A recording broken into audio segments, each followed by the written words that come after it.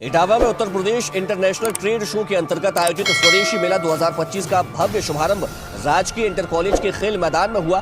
कार्यक्रम का उद्घाटन राज्य मंत्री धर्मवीर प्रजापति और सदर विधायक सरिता भदौरिया ने दीप प्रज्वलन कर किया। इस अवसर पर बालिकाओं द्वारा सांस्कृतिक प्रस्तुतियां दी गई और उद्योग विभाग के लाभार्थियों को ऋण चेक वितरित किए गए। पर्यटन विभाग की चित्रकला प्रतियोगिता के विजेताओं को नगद पुरस्कार भी प्रदान किया गया। मेले में जिले के स्वदेशी उत्पादों के 50 स्टॉल लगाए गए हैं, जो 18 अक्टूबर तक आमजन के लिए खुले रहेंगे। अपने संबोधन में मंत्री ने आत्मनिर्भर भारत की अपील करते हुए स्वदेशी वस्तुओं को अपनाने का आग्रह किया।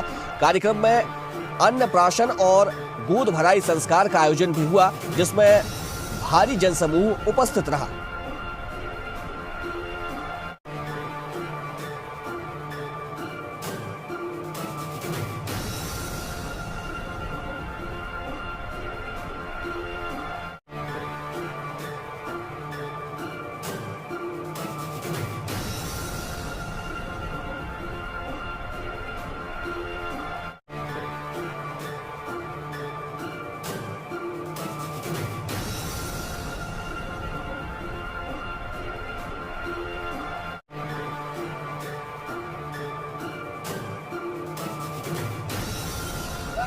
यहाँ पर आप पहुंचे हैं, क्या प्रोग्राम है? देखिए, मैं आदरणीय प्रधानमंत्री का हृदय से साधुवाद करूंगा कि उन्होंने स्वदेशी को बढ़ाने के लिए जो आत्मनिर्भर भारत का सपना आदरणीय प्रधानमंत्री ने देखा था, उसे सपना ही नहीं देखा था, उसे क्रियान्वयन करने के लिए संपूर्ण उत्तर प्रदेश की सरकार आदरणीय मुख्यमंत्री योगी आदित्यनाथ के नेतृत्व में संपूर्ण उत्तर प्रदेश में सभी जिलों में स्वदेशी मेले लगाए जा रहे हैं। आज यहाँ भी स्वदेशी मेले का उद्घाटन हुआ है।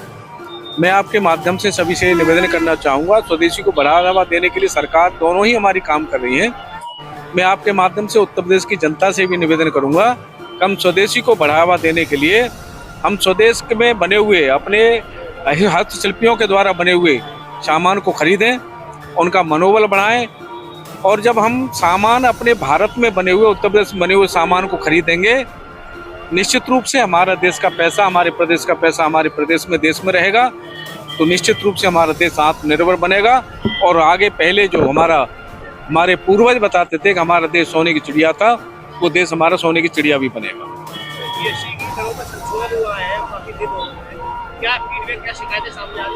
देखिए, निरंतर हमारा सरकार ने जीएसटी में कमी के साथ साथ हमारे संगठन और सरकार दोनों ही प्रयास कर रही है कि वो जानकारी आम जनता तक पहुंचे। और व्यापारियों के साथ बैठकें, कार्यकर्ताओं के साथ बैठकें, हमारी जनता के साथ हमारे विधानसभा स्तर पर सम्मेलन हो रहे हैं, जनता तक जानकारी पहुंचे, जनता उसका लाभ ले।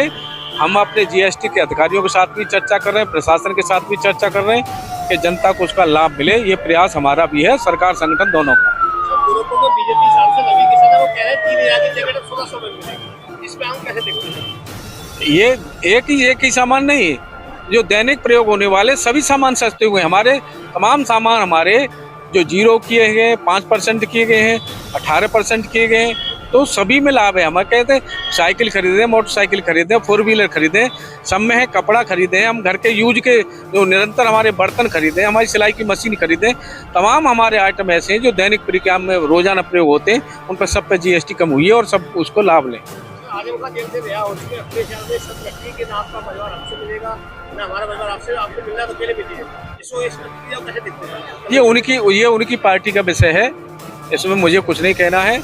हमारे संगठन और सरकार हमारी सरकार की नीतियों को लेकर के निरंतर जनता के बीच में रहती है और जनता के प्रयास करती है कि जनता को उसका लाभ मिले। आपसे जिले के प्रभारी मंत्री हैं, डीएपी की बड़ी किल्लत है, डीएपी के लिए आपने लास्ट टाइम कहा मीटिंग करेंगे। मीटिंग हो गई हमारी प्रशासन के साथ।